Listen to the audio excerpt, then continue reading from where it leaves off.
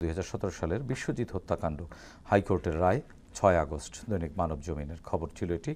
ঢাকার রাজপথে নিরস্ত্র নিরপরাধ একজন সাধারণ তরুণ সনাতন ধর্মাবলম্বী বিশ্বজিৎ দাসকে প্রকাশ্যে ছাত্রলীগ কুপিয়ে হত্যা করেছে শিবির ট্যাগ দিয়ে। এই যে ট্যাগিংয়ের রাজনীতি, একটি গণতান্ত্রিক রাষ্ট্র নাকি দমনমূলক গোষ্ঠীর সন্ত্রাসের ত্রাসের রাজত্বে পরিণত হয়েছিল।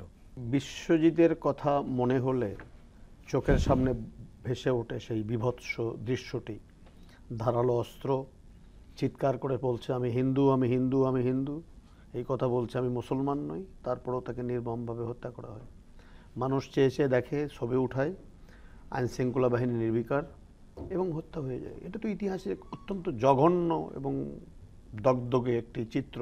কিন্তু মেরেছে ছাত্রলীগ। এই আওয়ামী লীগ তো মানে সংখ্যালঘু সম্প্রদায়ের বা সনাতন ধর্মাবলম্বীদের একবারে রক্ষা কবচ হিসেবে বারবার নিজেদেরকে এস্টাবলিশ করেছে। আসলে তারা বলে, কিন্তু যদি আপনি মন্দির হামলার কথা বলেন, ধর্মীয় সম্পত্তি দখল করার কথা বলেন, বা স্বাধীনতার পরে যে সমস্ত সনাতন ধর্মাবলম্বীরা ভারতে পালিয়ে যায় তাদের সম্পদ দখল করার যদি তালিকা আপনি করেন, সেই তালিকাতে বোধহয় তাদের নামটাই বেশি আসবে। শুধু বিশ্বজিতের ঘটনা তো নয়, আওয়ামী লীগের আমলে সিরাজ শিকদারকে হত্যা করা হয়নি? সিরাজ শিকদারকে হত্যা করে সংসদে কম দম্ভ করে বলা হয়েছে কোথায় সিরাজ শিকদার, হত্যা করা হয়েছে। এবং সেই বিশ্বজিৎ হত্যাকাণ্ডের যারা জড়িত ছিল, যাদের সম্পৃক্ততা ছবি এবং ভিডিও ফুটেজে উঠে এসেছে, তারাও কিন্তু হাইকোর্ট থেকে খালাস পেয়েছিল। আপনি লক্ষ্মীপুরের তাহেরের ছেলেকে মাফ করতে আমরা দেখিনি? অ্যাডভোকেট তাহেরকে কি নৃশংসভাবে হত্যা করা হয়েছিল? আপনার মনে থাকবার কথা। তার সন্তানকে বিচারের প্রক্রিয়ার মাধ্যমে ফাঁসি হলো, রাষ্ট্রপতি সাধারণ ক্ষমতা। এবং তখন আইনশৃঙ্খলা বাহিনীও কিন্তু নির্বিকার দাঁড়িয়েছিল। তখন বিরোধী দল বিএনপির হরতাল চলছিল।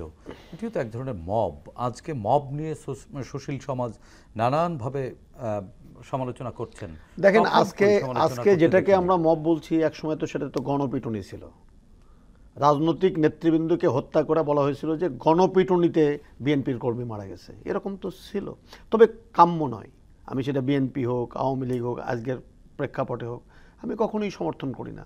দেশে সংবিধান আছে, রাষ্ট্র ব্যবস্থা আছে, বিচারাঙ্গন আছে, আইন শৃঙ্খলা বাহিনী আছে।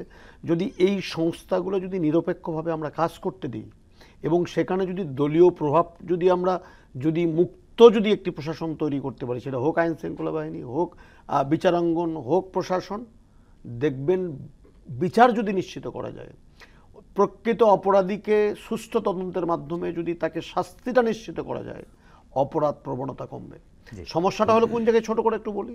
অপরাধ করে যদি শাস্তি ভোগ করতে না হয়, যেটা স্বাধীনতার পরেই কম বেশি সব সময়ই ছিল, যে অপরাধী অপরাধ করেছে, খুন করেছে, লুট করেছে, ডাকাতি করেছে, অর্থ পাচার করেছে, দুর্দান্ত প্রতাপে রাজনীতিতে ফিরে এসেছে, ক্ষমতার চেয়ারে আসীন হয়েছে, আইন স্পর্শ করতে পারেনি, এরকম একটি ধারণা মানুষের মধ্যে কিন্তু খুব শক্তভাবে গ্রথিত হয়েছে।